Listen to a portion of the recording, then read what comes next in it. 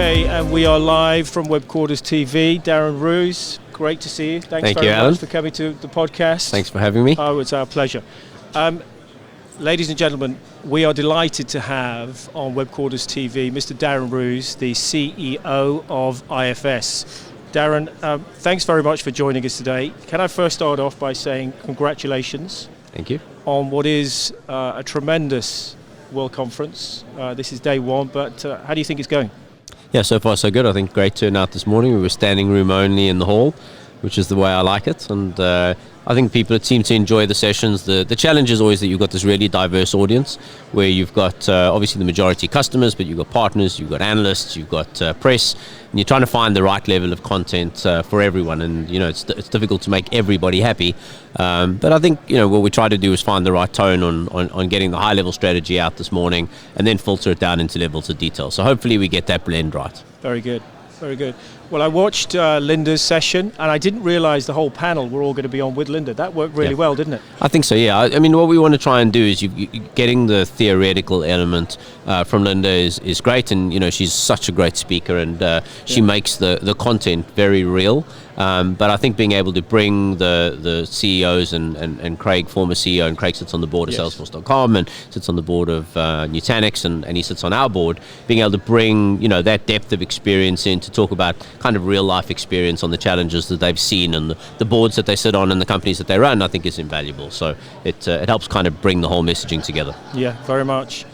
Can we turn the attention away from WOCO and more to Darren Roos? It's your podcast. Okay, I think we should, because every email, every text, which incidentally, anything I send you, Darren Roos, you respond within minutes at any time of the day. I don't think you sleep. I think you just send emails and texts out. But ultimately, there is some important facts to point out about your tenure. You joined IFS April 1, 2018. You have been theoretically in office at the helm, running the company, for 388 days, working days. I appreciate you probably worked a lot more than that with weekends. And you've worked 77 weeks on this business. During that time, you have increased shareholder value by 85%. Every week, Darren, you add more than 1% of value to this organization. Yeah, I think some insight that I have would suggest that we probably increase shareholder value by somewhere around 300%. Yes. Rather than just the actual revenue growth that we've delivered. So, you know, I think that the business is obviously evolving really well. I'm super pleased. I think the mission was always to try and take what was a good business and make it truly great, and the potential, the kind of bare bones were always there, but in professionalizing it and being able to accelerate the growth and being able to shape the business to be something that was more future-proof by moving to more subscription, increasing the amount of recurring revenue, driving customer satisfaction, making sure that we embraced and built this vibrant ecosystem of partners. You know, those are all elements that really make the business worth significantly more than what it's worth, you know, when I took over. Well, I think that's true. Subscription is one thing I would like to touch on, but sure. I think the reports that we read from the analysts and commentators say, one, we, IFS, have the best software. Yep. And I think certainly from an FSM perspective, it is the number one software in the world. Yes. Two, we have the happiest customers in the world. Yeah. And that actually, you know, I think that means more to me, to be honest. I've been in the industry for 25 odd years, and if there's one thing that I've learned over the last 25 years is that there is very little correlation between customer success, so value realization, and the quality of the software. It's a much more complex proposition, and that's obviously where the ecosystem comes into it, where partners like WebQuarters are able to gain industry expertise, they're able to bring their knowledge and understanding of the product, the industry, the customer requirements, and it's really the fusion of those three things together that delivers customer value. And, you know, I think we have great technology, but the real value in a customer choosing IFS is not about the technology standalone. It needs so much more, because if you had great technology, but you didn't have the methodologies to implement them, and you didn't have the partner ecosystem to implement them, then there simply would be no value realization for the customer, which would be meaningless. So I think that's really important. Yeah, absolutely. From a partner's perspective, and WebQuarters has been a partner, a very proud partner of IFS since last year, although we've operated in the IFS ecosystem for over 20 years.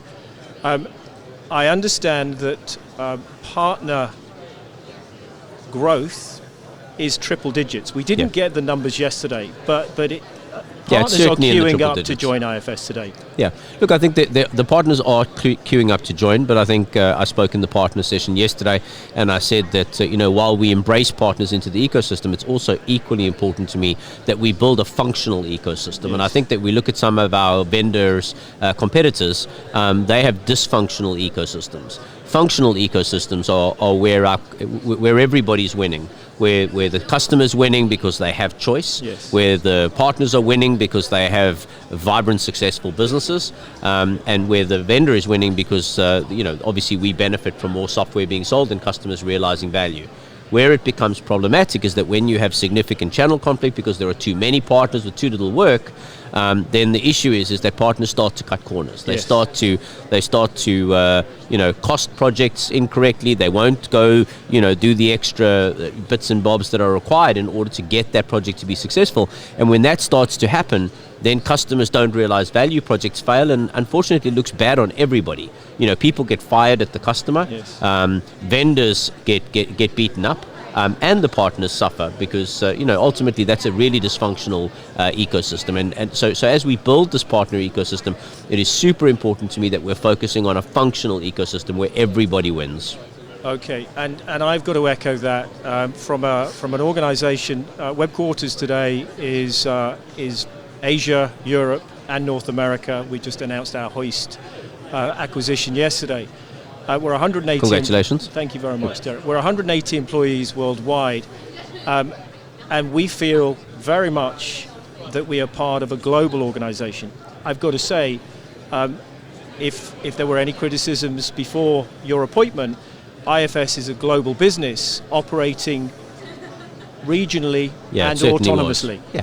And you've changed that. Yeah. How have you gone about that, Darren? How have you made that change in what is relatively a short space of time? I mean, look, I think the way I used to describe the business when I arrived is that it was really a single product organization and then 8 independent resellers representing the 8 regions. Because really each of the 8 regions went to market in a distinctly different way. They crafted their value propositions uniquely. They costed it uniquely. The maintenance propositions were distinctly different. And obviously that doesn't make for a good experience for a global customer. Correct. Who's trying to interact across 8 different regions. That just doesn't work. So what we've had to do is we've had to recognize that as we serve customers that are global, they want to deal with partners that are global, and they want to be able to have an offering that suits itself. To a global operation. Yes. And that means that you have to have a single target operating model, a single global target operating model, which we now have.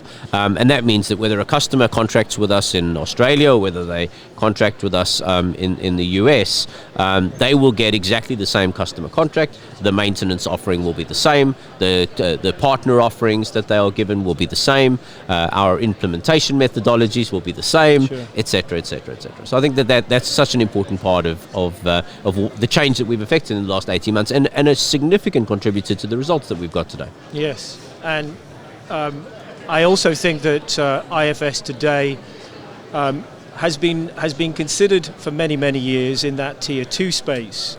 But and I know you come from that large German ERP player.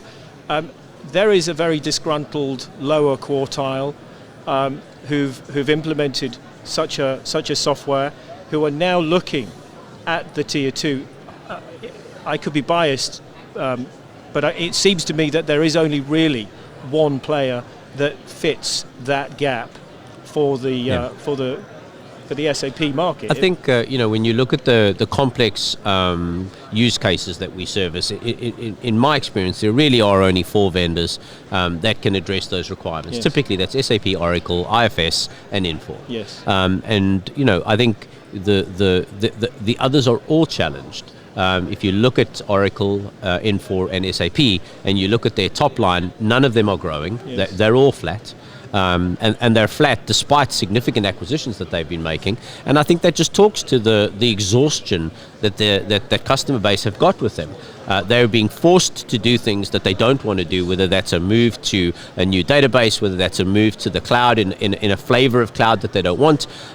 So many customers that I talk to me about the fact that they're being compelled to move to a new version of a solution that doesn't have functional parity. They're going, but we can't run our businesses there. Right. So they have to look at an alternative.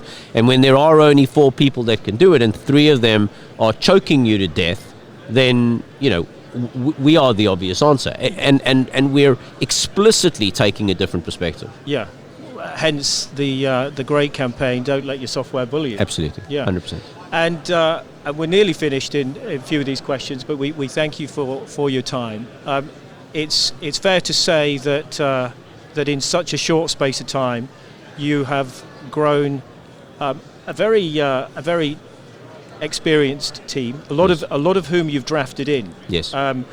There is amongst the IFS ecosystem, there is talk of old guard and new guard, and I've got to say, I think those terms today are overused and not appropriate, because perhaps when you joined the organization, people were shocked by your vision. Sure. And shocked by the fact that we're going to be $1 billion in turnover within a couple of years, and we're on track to do absolutely. That. But right now, 41% or 40% of service revenues and license sales are going to be sold and delivered through partners. Yes. From 2021. Yep.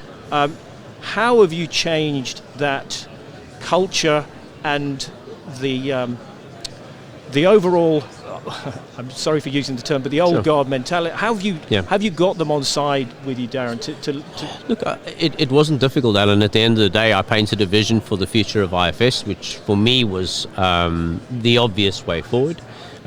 We did that, I did that following an extensive road trip where I met with literally hundreds of customers and partners and so on, not the least of which was at the WOCO in May last year, May of the year before.